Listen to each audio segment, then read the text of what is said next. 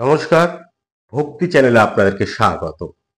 আজকে আমরা কথা বলবো সামবেদ নিয়ে। দেখুন, সামবেদ শব্দটার সঙ্গে আমরা সবাই পরিচিত। ঋক, সাম, যজুর, অথর্ব, এই যে চারটি বেদ। কিন্তু আমরা অনেকেই জানি না যে এই চারটি বেদের মধ্যে কোন বেদে কি রয়েছে। সেই আজকে আমরা জেনে নেব সামবেদে কি রয়েছে, সামবেদকে কেন সামবেদ বলা হয় এবং সামবেদের গুরুত্বটা কোথায়।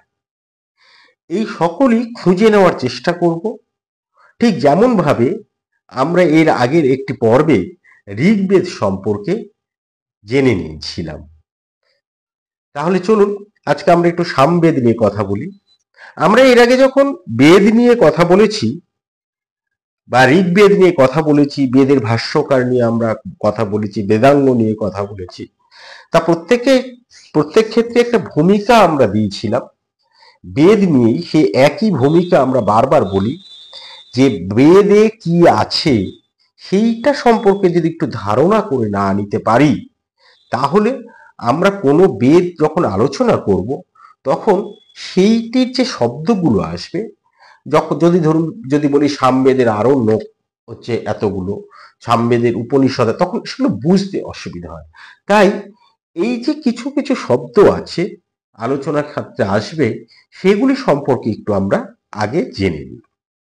এর আগে বহুবার এটি কথা বলেছি, কিন্তু যারা এর আগের পর্বগুলি শোনেননি, আজকের পর্বে যারা নতুন প্রথমবার শুনছেন, তাদের বিশেষ করে বুঝতে সুবিধা হবে। আর যারা আজকে নতুন, তাদেরকে আরেকটি অনুরোধ করব, আপনারা অবশ্যই আমাদের চ্যানেলটি সাবস্ক্রাইব করে রাখুন। তার কারণ আমরা যে বিষয় নিয়ে কথা বলি, আমরা মূলত আমাদের এই ভারতীয় হিন্দু দর্শন এবং ধর্ম এই নিয়েই তো কথা বলি। তার নোটিফিকেশন আপনারা পেয়ে যাবেন, আর আমরা ভীষণভাবে উৎসাহিত হই। আর সেই উৎসাহকে পাথেয় করেই আমরা প্রত্যেক দিন যেমন কোনো না কোনো বিষয় নিয়ে কথা বলি, তেমনি আজকে আমরা কথা বলবো সামবেদ নিয়ে। যে কথাটা বলছিলাম, সে বেদের কি রয়েছে। দেখুন, বেদে কি রয়েছে সেটি একটি দীর্ঘ আলোচনা হতে পারে। তা সেই আলোচনা করার পরিসর এটি নয়। হ্যাঁ, করা উচিত হবে না। কেননা সে একটি দীর্ঘ আলোচনা হবে, তাই আমরা আলাদা আলাদা ছোট ছোট করে ভাগ ভাগ ভাগ করে করে করি। বেদে যা রয়েছে, সেই যা রয়েছে তার উপর নির্ভর করে বেদের প্রধান বিভাগ হচ্ছে দুটি তৈরি করা হয়েছে। একটি হচ্ছে কি ব্রাহ্মণ, আর একটি হচ্ছে মন্ত্র। মন্ত্র আর ব্রাহ্মণ, এই মন্ত্র এবং ব্রাহ্মণ এই দুটিকেই একসঙ্গে বেদ বলে। এবার তাহলে প্রশ্ন আসে, মন্ত্র কি আর ব্রাহ্মণ কি? মন্ত্রকে আমরা আরেকটি কথাও বলি যে সংহিতা। এই মন্ত্র বা সংহিতা বলতে আমরা বেদের সূক্ত, স্তব, স্তুতি, আশীর্বচন, প্রার্থনা এবং যজ্ঞ সংশ্লিষ্ট যা রয়েছে সবকিছুকে নিয়ে আমরা মন্ত্র বলি বা সংহিতা বলি। আর ব্রাহ্মণ, এই ব্রাহ্মণ বলতে এই যে মন্ত্র, এটা অনেকটা আমার একাডেমিক, একটু বোঝার সুবিধার জন্য বলছি। ধরুন একাডেমিক দিকটা চলে গেল, এবার হচ্ছে থিওরিক্যালে আসুন। সেটি হচ্ছে ব্রাহ্মণ। ব্রাহ্মণ কি? ব্রাহ্মণ বলতে এই যে মন্ত্র, তার বিবিধ আলোচনা, বিবিধ যাগযজ্ঞের প্রক্রিয়ার বিস্তৃত বিবরণ, মন্ত্রের যাগে বিনিয়োগ এবং ইতিহাস, পুরাকীর্তি, দেবতা, যজ্ঞ সকল নিষ্ঠ আলোচনা এবং শব্দের ব্যুৎপত্তি ও ছন্দ বিষয়ক বিশাল যে গ্রন্থরাজি, সেই বিশাল গদ্য গ্রন্থ, এগুলো সবই গদ্য গ্রন্থ। হ্যাঁ, একে আমরা ব্রাহ্মণ বলি। এবার দেখা গেল এগুলি না সবই হচ্ছে প্রয়োগ। এবার যখন প্রয়োগ আসে তখন একটু জ্ঞানের চর্চার প্রয়োজন হয়।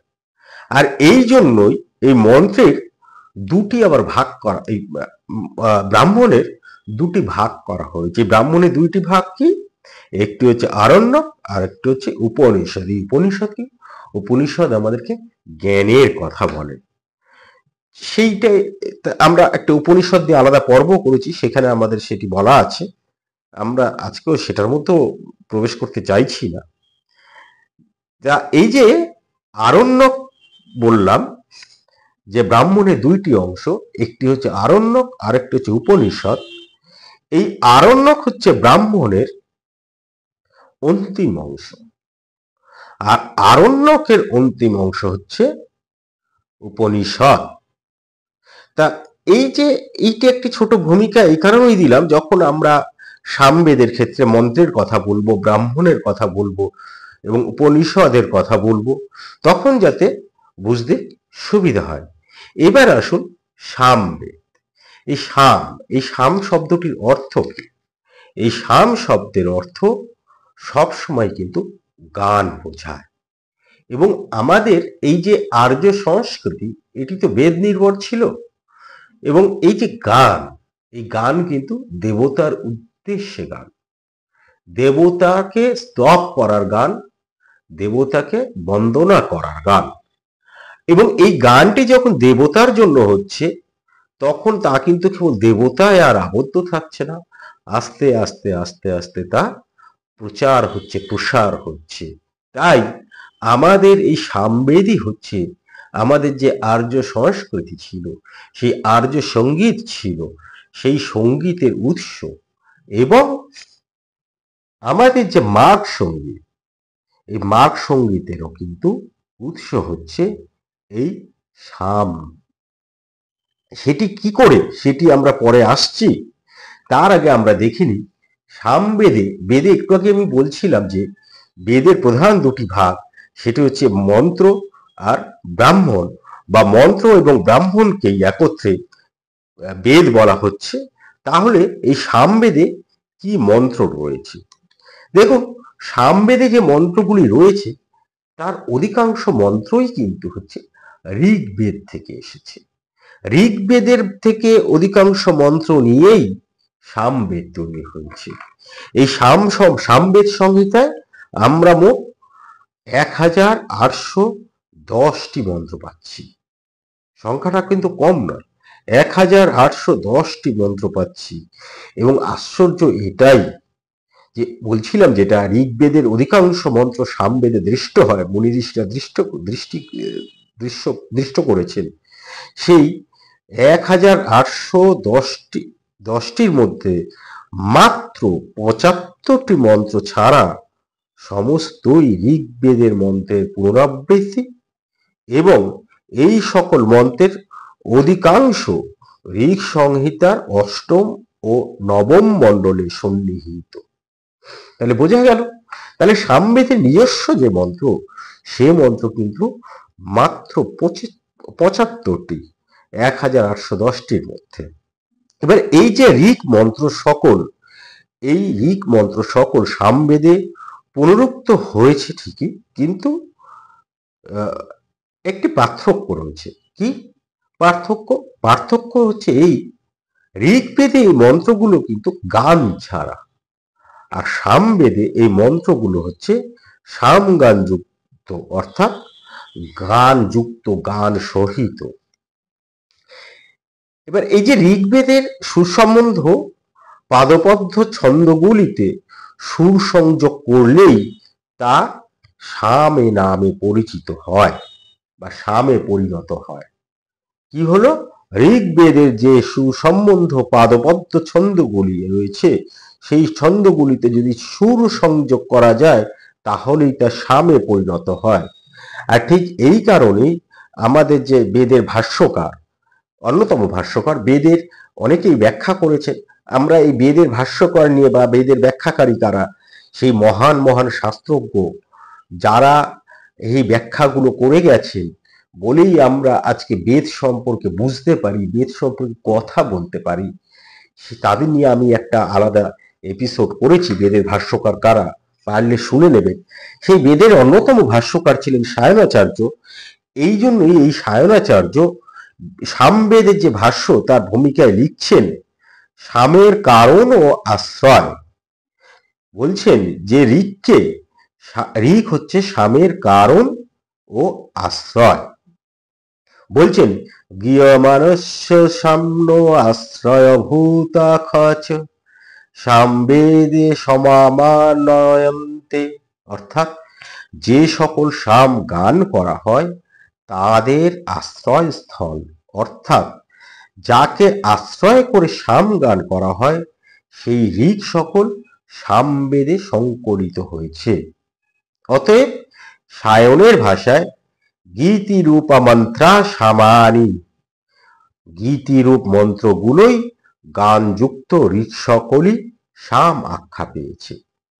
ঠিক এই জিনিসই আমরা পাই, ঠিক এই কথাটাই আমরা শুনতে পাই পূর্ব মীমাংসা দর্শন রচয়িতা, পূর্ব মীমাংসা দর্শন রচয়, পূর্ব মীমাংসার যে দর্শন সেটি কি আমরা এর পরে কোনো একটা সময় অবশ্যই সেই দর্শন সংক্রান্ত কোনো যদি আলোচনা করি সেখানে আমরা উল্লেখ করব।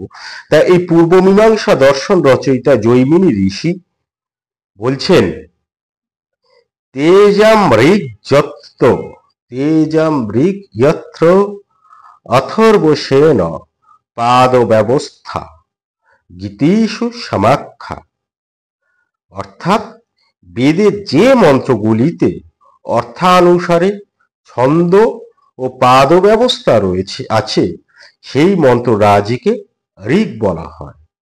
তারপরেই বলছেন গীতিষু সমাখ্যা, এই ঋক মন্ত্র সকলের মধ্যে যে মন্ত্রগুলি গান করা যায় সেগুলি গীতিযুক্ত, তাকেই সাম বলা হয়। এবার ঋক মন্ত্রের উপর 7টি স্বর প্রয়োগ করে বিভিন্ন ছন্দে এবং বাদ্যযন্ত্র, কি বাদ্যযন্ত্র, বীণা এবং সেই সময় যে সকল বাদ্যযন্ত্র ছিল, বীণা হচ্ছে আমাদের ভারতীয় বাদ্যযন্ত্রের মধ্যে অতি প্রাচীন, যার জন্য আমরা দেবী সরস্বতী হাতে আমরা বীণা দেখতে পাই। তা বীণাদি বাদ্যযন্ত্র সহকারে সামগান করা হতো। গানই এই সাম সূক্তের প্রাণ, তার মানে সামের যে সূক্তগুলো রয়েছে সেগুলোর প্রাণ কিন্তু এই গান। ঋগ্বেদের মন্ত্রের দ্বারা দেবতাকে আহ্বান করা হয়, আর সামবেদে কি করা হয়, সামবেদের মন্ত্রের দ্বারা দেবতাদের স্তুতি গান করা হয়। এইটি হচ্ছে ঋক মন্ত্রের সঙ্গে সাম মন্ত্রের প্রধান পার্থক্য। সেখানে আমরা দেবতা কি করছি, আহ্বান করছি, আর এখানে এই মন্ত্রের দ্বারা আমরা দেবতা স্তুতি গান করছি, অর্থাৎ আহ্বান করেছি, এবার দেবতা এসছে, তার আমরা স্তুতি গাইছি। এবার গীত বা গানের সঙ্গে স্তুতি উচ্চারণ করলে তাকে আমরা বলি স্তোত্র। স্তোত্র তা বলা হচ্ছে প্রগতি মন্ত্র সাধা স্তুতি স্তোত্রম। তা ঋগ্বেদের এই মন্ত্রগুলি সামবেদে আমরা যদিও মানে বারবার শুনি, দেখলেও কিছু কিছু পরিবর্তন আমরা দেখতে পারি। এবার এই যে পরিবর্তনটা হয়েছে এর একটা অন্যতম কারণ, এর কারণ হচ্ছে বেদকে আমরা শ্রুতি বলি, কি শিষ্য পরম্পরা সেগুলি ঋষিরা দৃষ্ট করেছেন এবং তারপর তিনি তার শিষ্যদের বলেছেন, সেই শিষ্যরা তাদের শিষ্যকে বলেছে, গুরু শিষ্য পরম্পরা এইটি চলেছে। এইবার যখন এই যুগ যুগ ধরে ঋক মন্ত্র সকল কর্ণে শ্রুত এবং স্মৃতি বিধৃত হয়ে এসেছে বলে কিছুটা পরিবর্তন হয়েছে এবং এর রূপান্তর কিন্তু খুবই স্বাভাবিক। সুতরাং এটার দ্বারা এটা প্রমাণ হয় না যে ঋগ্বেদের সামবেদের মন্ত্রগুলো একেবারে স্বতন্ত্র। এবার সামবেদের সহস্র শাখা ছিল, এই যে বেদের শাখা, এই বেদের শাখা কি এটি নিয়ে আমরা এই মুহূর্তে এখানে আর কথা বলতে চাইছি না। হ্যাঁ, তা বেদের শাখা আমরা একটা আলাদা এপিসোডই করা প্রয়োজন, কারণ সেটি একটি দীর্ঘ আলোচনা হয়। তা সামবেদের এরকম সহস্র শাখা ছিল, এরকম একটা কিংবদন্তি আমরা শুনতে পাই। কোথায়? পুরাণে এই কিংবদন্তির কথা বলা হয়। ব্যাকরণ, আমরা যে বেদাঙ্গ কথা আলোচনা করেছি, বেদের যে 6টি অঙ্গ রয়েছে সেইখানে একটি অন্যতম হচ্ছে ব্যাকরণ। ব্যাকরণও বলা হচ্ছে যে সামবেদের সহস্র শাখা ছিল। এবার বেদের শাখা আমরা যখন আলোচনা করব তখন এগুলো অবশ্যই উল্লেখ করব, কিন্তু বর্তমানে আমরা এই বেদের মাত্র 3টি শাখা পাই। কি কি? রানায়ণীয়, কৌথুমী এবং জৈমিনীয়। এবং তার মধ্যে কৌথুমী শাখা হচ্ছে সব থেকে প্রসিদ্ধ। এই শাখা বলছে যে সামবেদ সংহিতা দুটি খণ্ডে বিভক্ত।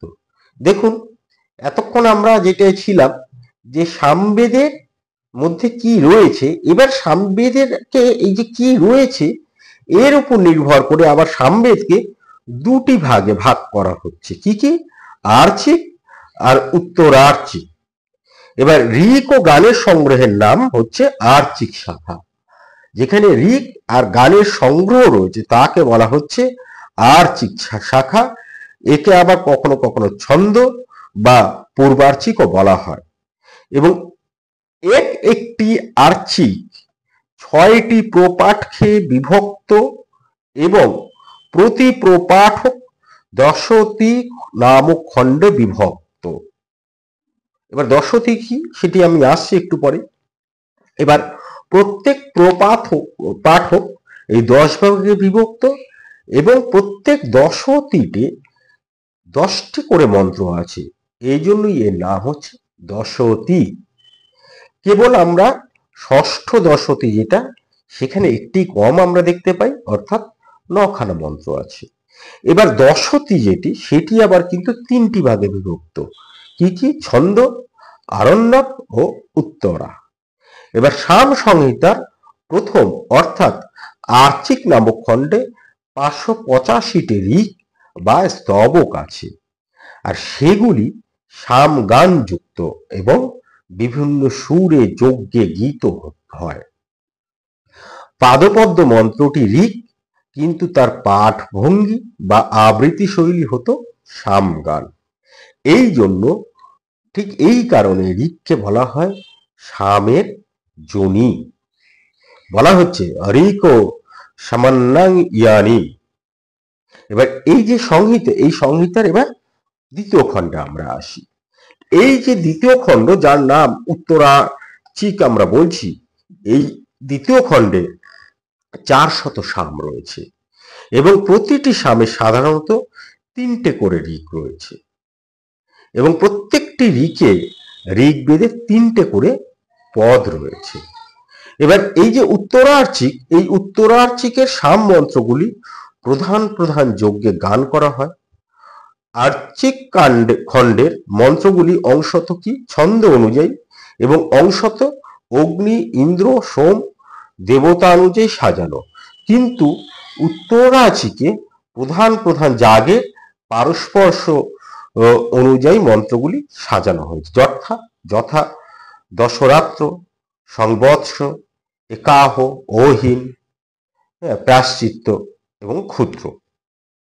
তা আর্চিক ও উত্তরার্চিক এই যে দুটি খণ্ডে, এই দুটি খণ্ডেই কিন্তু মূল মন্ত্রগুলি লিপিবদ্ধ আছে, কিন্তু এই সংহিতার প্রাচীন এই সংহিতার প্রাণ স্বরূপ কি? যেহেতু গান, তাই সুপ্রাচীন কাল থেকে এটি গীত হয়ে আসছে মুখে মুখেই। কণ্ঠ এবং যন্ত্র এই দুটি নিয়েই আমাদের সেই সময় সাম গান হতো বলে অনুমান করা হয়।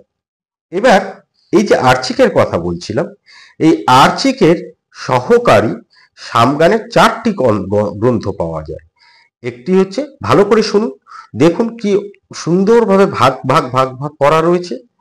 আর্চিকের সহকারী সামগানের 4টি গ্রন্থ পাওয়া যায়। কি কি? গ্রামগেয় গান, অরণ্যগেয় গান, উহক গান ও উচ্ছ গান। দেখুন, গ্রামে যে সকল সাম গান হতো তাকে আমরা গ্রামগেয় গান বলছি, আর যে সকল গান গ্রামে নিষিদ্ধ ছিল, অরণ্যে নিভৃতে গুরুর নিকট শিক্ষা করিতে হতো, সেগুলোকেই আমরা অরণ্যগেয় গান বলছি।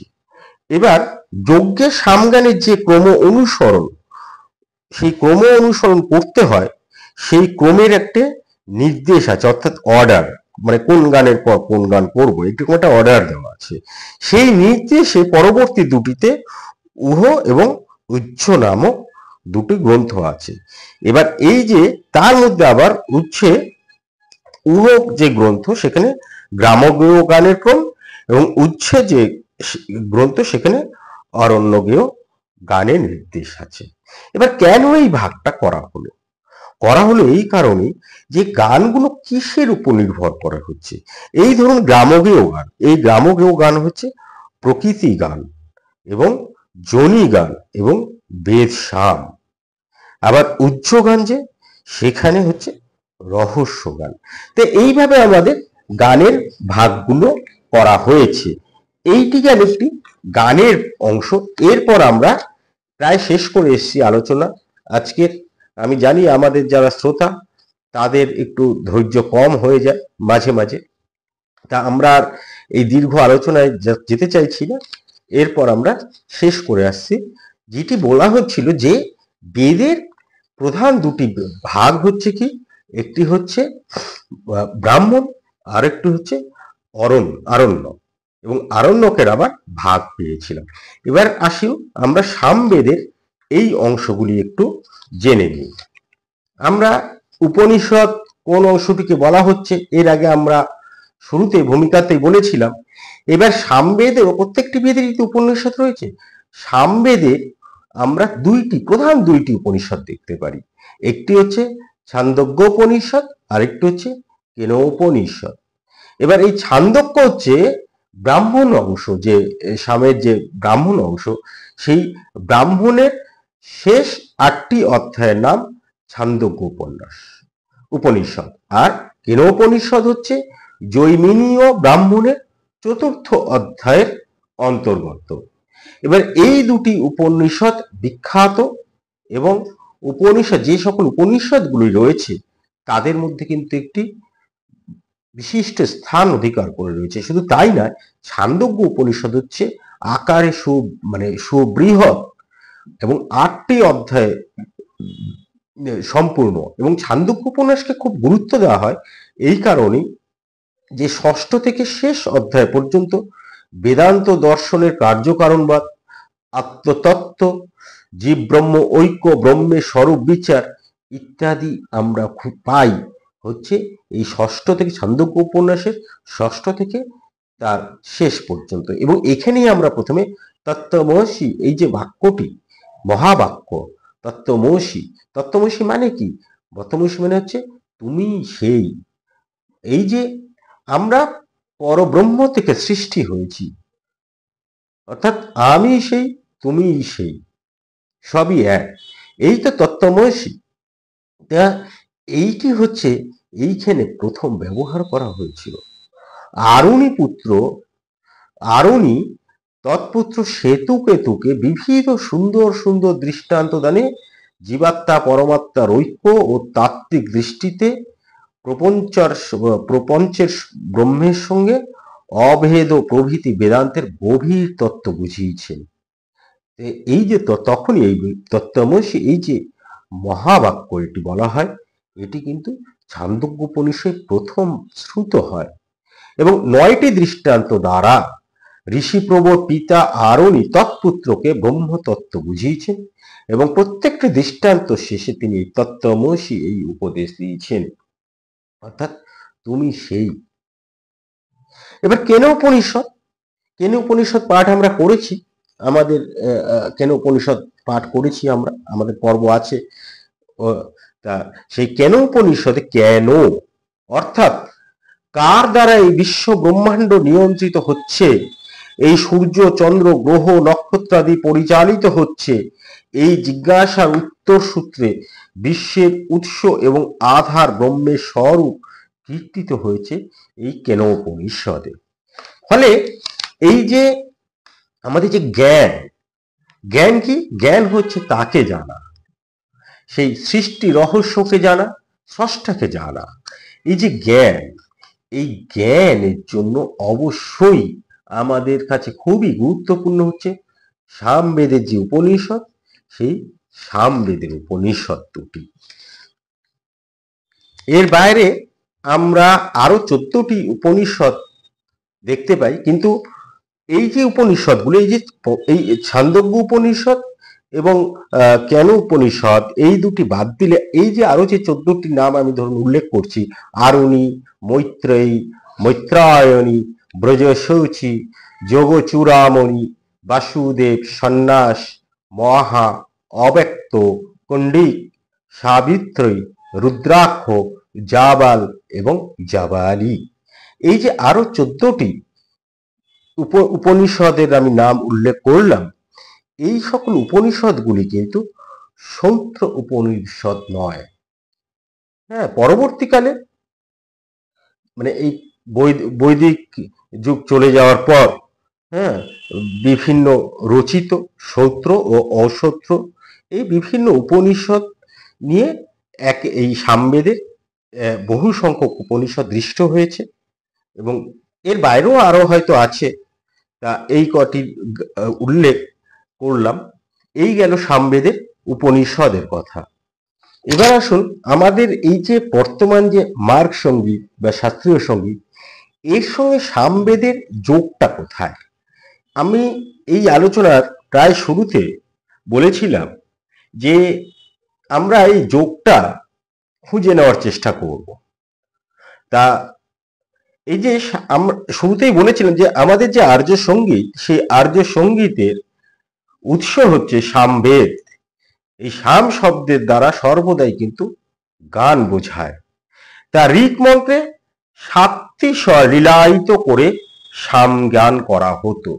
ভালো করে বুঝুন, ঋগ্বেদে 7টি স্বর লীলায়, বিশেষ করে যারা গানের ছাত্রী তারা ভালো বুঝতে পারবেন, ছাত্রী বা ছাত্র যারা গানের সঙ্গে সঙ্গীত চর্চার সঙ্গে যুক্ত তারা বুঝতে পারবেন। তা ঋক মন্ত্রে 7টি স্বর লীলায়িত করে সাম গান করা হতো। এবার সামবেদের কালের প্রথম পর্বে ভারতীয় সঙ্গীতের 7টি স্বরের মধ্যে মাত্র 3টি স্বর পাওয়া যায়। কেউ কেউ সেই 3টি স্বরকে সরোজ, ঋষভ ও নিষাদ বলেন। আবার কেউ কেউ বলেন সরোজ, গান্ধার ও পঞ্চম। এবার মাগ সঙ্গীতের স্বরের গ্রাম সাধারণত সেই সামবেদের প্রথম যুগে 1টি থেকে 4টি স্বরের মধ্যে আবদ্ধ ছিল, কিন্তু সামবেদের শেষাংশে তা সপ্ত সুরে রূপ ধারণ করে। এখানে স্বরভঙ্গকে সরোজ, ঋষভ, গান্ধার, মধ্যম, পঞ্চম, ধৈবত ও নিষাদ বা সংক্ষেপে প্রত্যেকটি স্বরের অক্ষর প্রথম অক্ষর নিয়ে সা, রি, গা, মা, পা, ধা, নি, এই যে আমরা গাইছি এইটি বলা হচ্ছে।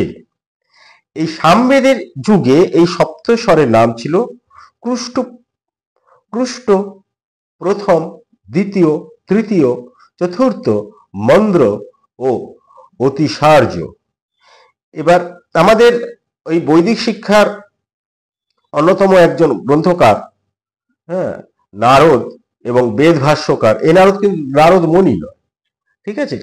তা আমরা এর কথা বেদের ভাষ্যকারে আলোচনা যখন করেছি তখন এই নারদের কথা উল্লেখ করেছি, এবং সায়নাচার্য এই সামবেদের সপ্তস্বরকে প্রথম, দ্বিতীয়, তৃতীয়, চতুর্থ, পঞ্চম, ষষ্ঠ, সপ্তম এই নামেই কিন্তু অবহিত করছেন। এই 7টি স্বর যখন ভারতীয় মাগ সঙ্গীতে প্রয়োগ করা হলো, তখন তাহাকে সরোজ হইতে নিষাদ পর্যন্ত 7টি স্বরের অধুনা প্রচলিত নামকরণ করা হলো। এবার অনেকেই বলেন যে মাগ সঙ্গীত বৈদিক কিনা। হ্যাঁ, মাগ সঙ্গীত হয়তো বৈদিক যুগের নয়। হ্যাঁ, কিন্তু এই একটা বাদানুবাদ রয়েছে। দেখুন, তর্ক তো থাকবেই, কিন্তু মাগ সঙ্গীত বৈদিক এবং সামগানের 7টি স্বর থেকেই এই মাগ সঙ্গীতের স্বর এসেছে। এগুলো আমরা একটু আগেই যে আলোচনাটা করলাম কয়েকটি লাইনে, সেটির দ্বারা আশা করি বোঝানো গেছে। শুধু দেখুন, এই যে এর প্রমাণ স্বরূপ সেই স্বামী প্রজ্ঞানন্দ ভারতীয় সঙ্গীত শাস্ত্রের ঐতিহাসিক তথ্য বিষয়ের প্রাণ স্বরূপ স্বামী, যিনি দীর্ঘদিন ধরে এই গবেষণা করেছেন, সেই স্বামী প্রজ্ঞানানন্দ, রামস্বামী আয়ার, এরাও কিন্তু মাগ সঙ্গীতের বৈদিকত্ব ও সামগানকে মাগ সঙ্গীতের উৎস বলে স্বীকার করেছেন। ফলে আমাদের ভারতীয় যে নিজস্ব শাস্ত্রীয় সঙ্গীত বা মাগ সঙ্গীত, যা সারা বিশ্বের কাছে স্বীকৃতি পেয়েছে, শুধু না সারা বিশ্বকে মোহিত করে তোলে, তা আসলে এই বৈদিক যুগেই সূচনা হয়েছিল।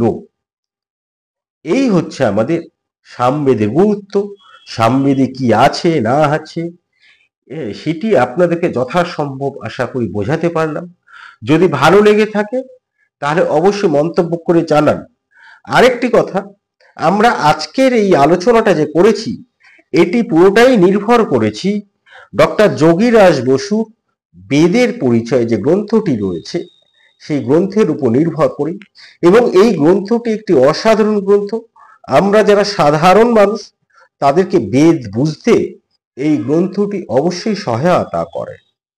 আশা করি আপনারা এর আগে অনেকেই লেখেন যে কোন বেদের বোঝার জন্য কোন গ্রন্থ পড়ব, তা এই গ্রন্থটি আপনারা সংগ্রহ করে দেখতে পারেন। আজকে এ পর্যন্তই। আবার কালকে অন্য কোনো পর্ব নিয়ে দেখা হবে। যারা আজকে নতুন আমাদের পর্বে, আবার আমরা অনুরোধ করছি আপনারা অবশ্যই আমাদের চ্যানেলটি সাবস্ক্রাইব করে রাখুন। ভালো থাকবেন, ভালো রাখবেন, নিজে আনন্দে থাকবেন, অন্যকে আনন্দিত রাখবেন। ধন্যবাদ, নমস্কার।